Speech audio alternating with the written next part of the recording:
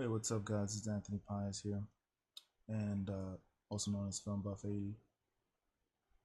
Uh, just wanted to make this video explaining about my obsession in the last few months, and people might have noticed that I've been making more videos on the subject of making money online. You can check out my blog if you're interested. I do want to just talk about a brief history about myself. Um, I've been a person that's been tech savvy or technologist since I was 16 years old. I was back in '96, so I'm in my mid 30s now. I've learned a few I've done some mistakes in my life, and I have actually been really getting into entrepreneurship later in my life. In probably the last 5 years, I've been seriously trying to take those steps into becoming a successful entrepreneur and an investor. Um, Also, been learning a lot about financial management of my own merits, and I have done some good things with that, and also I'm learning every day about it. But I want to talk about my sessions, and it's and I'm gonna leave the links, and this is a disclaimer. I'm not saying that you should listen to me what I'm saying right now, but you should at least look at the facts and what I'm presenting to you, and do your own research. And then if you decide to take the risk, then it's up to you, because I've already decided to take the risk, and I already decided to be a part of that particular community. So let's get into it. So what am I talking about? I'm talking about Bitcoin. If you haven't heard about it, um, I will explain it somewhat, but I'm gonna leave a link to videos that will explain it, or links that can explain it better than me, because I'm probably not the best person to explain it, but I'm gonna try my best to make it sound as simple and easy to understand. So Bitcoin it's internet money, and it's also decentralized, meaning that the government doesn't have no they have no control over it. Banks don't have anything to do with it right now, at least. It's possible they might get involved later on. Um, and the government doesn't know what to categorize it at the moment. They did kind of categorize it as a commodity here in the US. Everywhere else, they're still in limbo. They don't know what it is. They pretty much, the government doesn't know anything. They're clueless, or a lot of them are trying to find out what it really is. Um, so there is it's like BitTorrent, or LimeWire, or Napstar. If you ever seen any of that stuff before, or heard about it, or have experience with it, it's similar to that, but it's mathematics. They call it algorithm, or software that runs it. Runs it when you run it on your computer.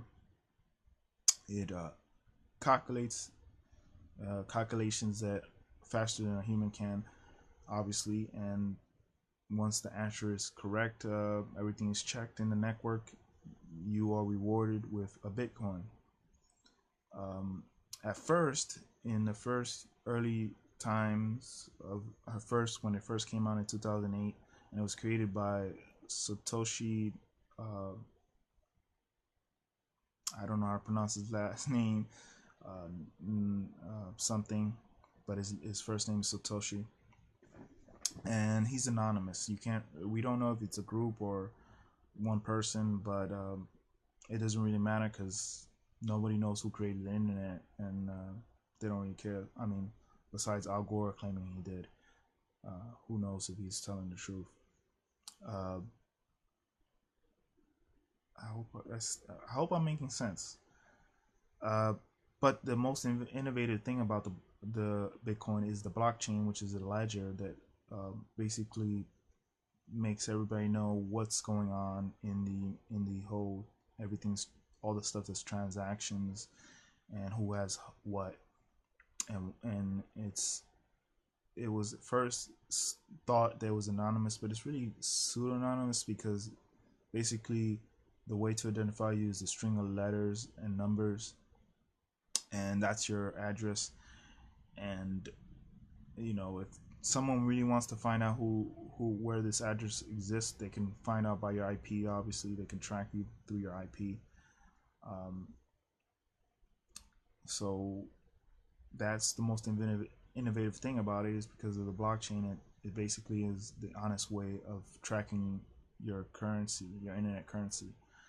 Um, there is a limit. There's 21 million that will ever be existent unless the community decides otherwise, which could happen. I mean, there's no real reason why it couldn't happen, but I think it won't happen because there's a lot of altcoins out there that solidify those aspects of um, the market. If you want a currency that's always growing, I mean always growing. What I mean, always being made. There's always an endless supply of it, and there's currencies that do that, all currencies that do that, and there's definitely fiat currency that does that. Um, but I think that kind of makes the explanation a little bit. If you know what I'm talking about, you have to kind of know some economics and know how financial fiat currency works and pretty much how banks work and stuff like that. I'm not saying I'm an expert, but I kind of know some of that stuff. And I'm not a guru or anything, but I have been making money online for the last few years, steadily growing. My income is steadily growing over the years, just in investments and time, pretty much. Like the old saying, for if you want to do something successful, you have to do something that most people won't. And I take that to, I don't know who actually said that quote, but it's someone said that, and I believe, and I agree with that saying. So I want to talk about the ways, because I wrote it down, hopefully so I don't forget. So I'll read that right now. Okay, how you first have to get a wallet. So I will leave a link about trusted wallets here in the United States that you can, or you can use it all over the world, actually, not only here in the United States, but Coinbase is one that is particularly for the U.S. Consumers or North American consumers. But you can also get your own Bitcoin wallet on your Android phone, tablets, or your computers, your Macs or PCs, and Linux as well. And like I said, I'll be leaving a link for those things. Then the second thing, there's four major ways to accumulate Bitcoin, and there's the free ways. The free ways are, you can pay to click, and that's basically you clicking an ad and you get paid in Bitcoin instead of your local currency. And then there's surveys. There's you can do surveys. You can do faucets or fountains, which are basically you just put in your address and they send it to you. They're all legit. I'm gonna leave links to them. You can take advantage if you like. Now the second way you can obtain it is you can outright sell products. So things, there's like an eBay, or you can start your own. You can accept it if you have a service, or you own a business and you want to start accepting Bitcoin or all currencies. It's pretty much very easy to. You just have to get a wallet and you can start accepting it. Or you can. There's other ways. Obviously, there's companies that are coming out around the space. Now, Bitcoin is it's more than just currency. There's so much stuff that's being built around it.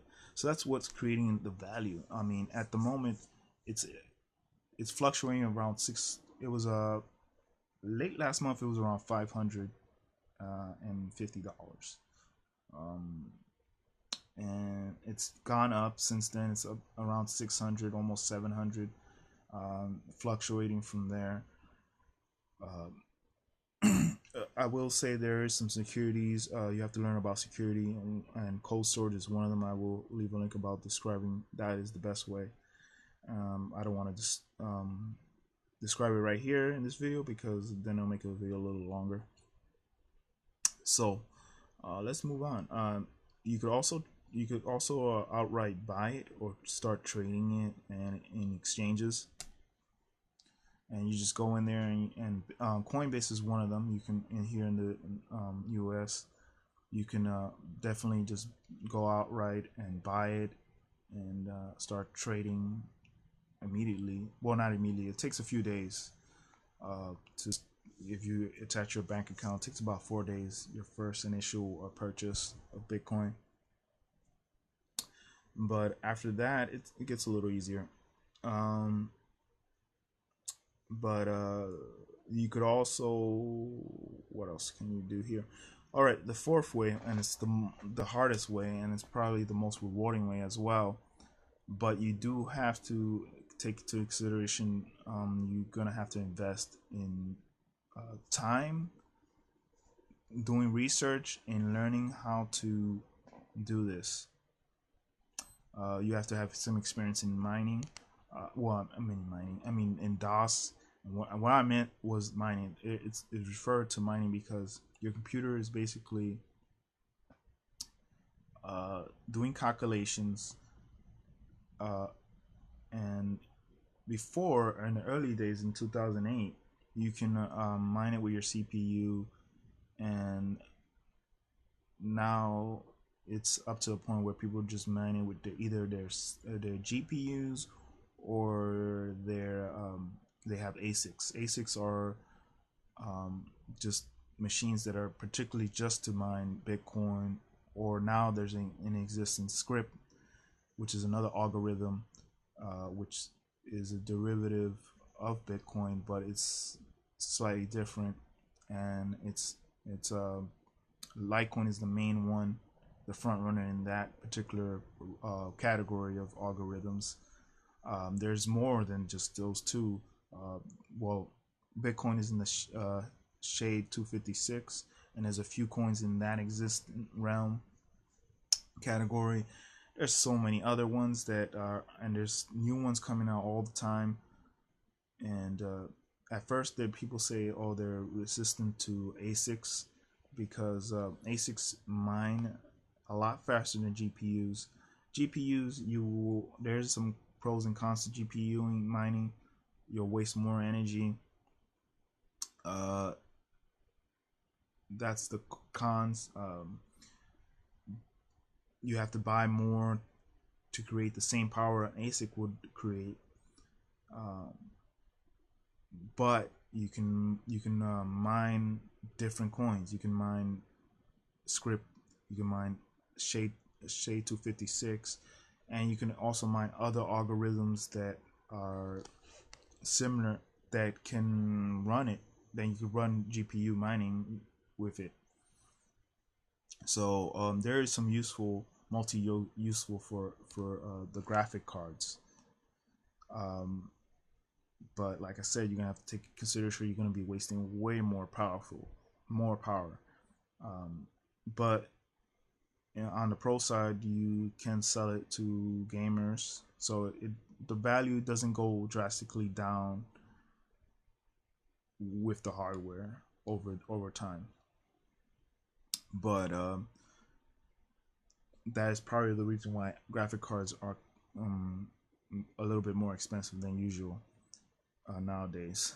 So the other way, like I said, ASICs are the pros for that is that you can they use lesser energy and they mine way faster, and they use lesser space, because when you're doing with graphic cards, you're gonna have to, if you want a profitable mining rig, you're gonna have to buy quite a few of the graphic cards, pretty much chain them together and start mining like that.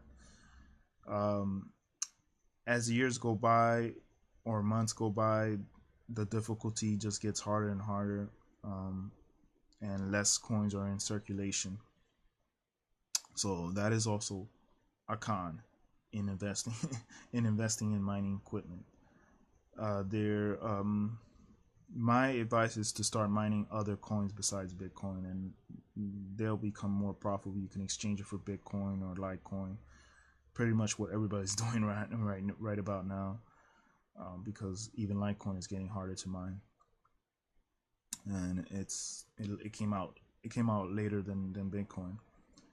So ASICs are now in development that could mine script, which is the newer algorithm that they started developing.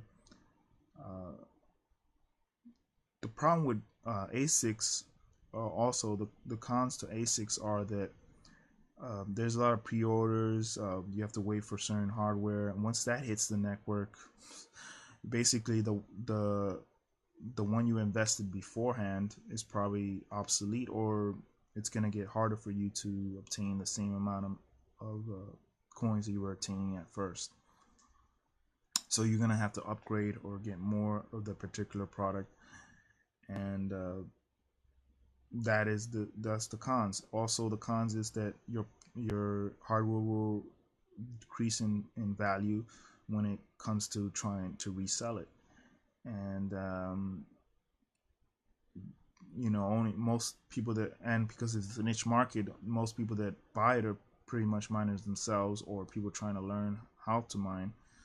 So there's some cons to that.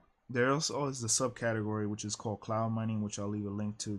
That's much easier. You don't have to worry about electricity costs, and you pretty much could get paid every day or every week, or so forth and so on. I will leave a link to some trusted ones, and that's the pros to that. But the cons is you have to basically do the same thing. You're basically investing more money to obtain more power to get more profit.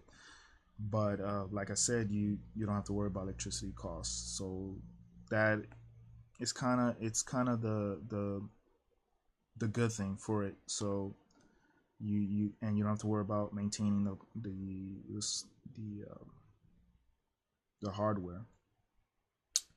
Uh, but the pros when you're buying mining hardware is that you can mine on any pool you want, and a pool you don't want to mine it on your own. Well, most coins you don't want to mine that are their difficulty is high, because then you'll basically your luck is very low on those chances. Especially Bitcoin, you have to have a extremely powerful machine to mine Bitcoin and get one in a reasonable amount of time. Uh, if you want to invest in that sense, but there's also called mining pools, which is basically a bunch of people that are miners that have mining hardware, and they're mining with you, and you're collecting shares, and then whoever has the most powerful rig is obviously the one that's going to get the most shares. But the people that don't have that much powerful, you're basically using the most powerful network as leverage, because if you're on the most powerful network, you're pretty much gonna be, chances are that you're gonna find that block first. And when you talk about blocks, they are decreasing over time.